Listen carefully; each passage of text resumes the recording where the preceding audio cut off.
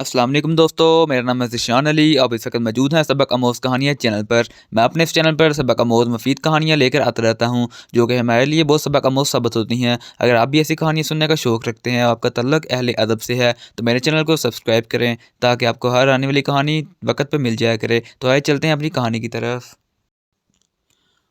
तो दोस्तों, आज की हमारी कहानी का अनवान है तरक्की का राज। तो आइए बिना देर किए चलते हैं अपनी कहानी की तरफ।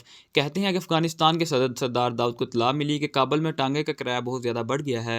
सरदार दाऊद ने फ़ौरन आम लिबास पहना और बेस बदल के एक कोचवान के पास पहुंचकर पूछा कि मोहतरम, पुल चरखी तक का कितना किराया लोगे? पुल चरखी अफ़गानिस्तान के एक मशहूर इलाके का नाम है।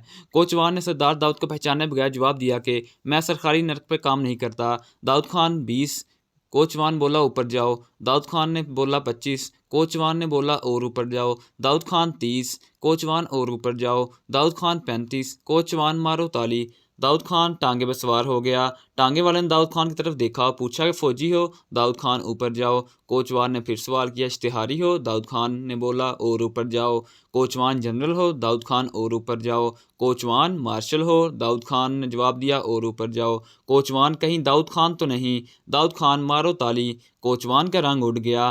कोचवान ने दाऊद खान से कहा, मुझे जेल भेजोगे? दाऊद खान ने जवाब दिया और ऊपर जाओ। कोचवान जीरा वतन करोगे? दाऊद खान ने जवाब दिया और ऊपर जाओ। कोचवान फांसी पर चढ़ाओगे? दाऊद खान मारो ताली। अगर 2-4 तालियां हमारे मुल्क में बज जाएं तो निज़ाम में बेहतरी आ सकती है। दोस्तों, अगर इसको देखा जाए तो एक किस्म का ये लतीफ़ा भी है, अदबी लतीफ़ा, लेकिन इसी में हमारे लिए एक सबक भी है। अगर हम माशरे में पुरअमन फ़ज़ा कायम करनी है और तरक्की की मनाज़िल तय करनी है, तो इसके लिए हमें सख्त से सख्त इक़दामात ही क्यों ना करने पड़ें और सख्त से सख्त सज़ाओं का नफाज़ ही क्यों ना करना पड़े। इसी में हमारी तरक्की और कामयाबी का राज पोशीदा है। आज जिन मुल्कों में सख्त कवानीन का नफाज़ किया गया है और संगीन गलतियों पे सख्त से सख्त सज़ाएँ दी गई हैं, बिना किसी इम्तियाज़ के सबके साथ इम्तियाज़ी सलूक किया जाता है, आज उन्हीं मुल्कों ने तरक्की की। और जिन मुल्कों में डील है, ऐसे ही मुल्क हमेशा तरक्की की राह से पीछे हट जाते हैं और तरक्की पजीर हो जाते हैं।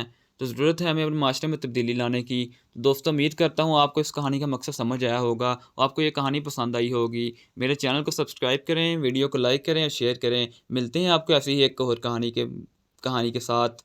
शुक्रिया।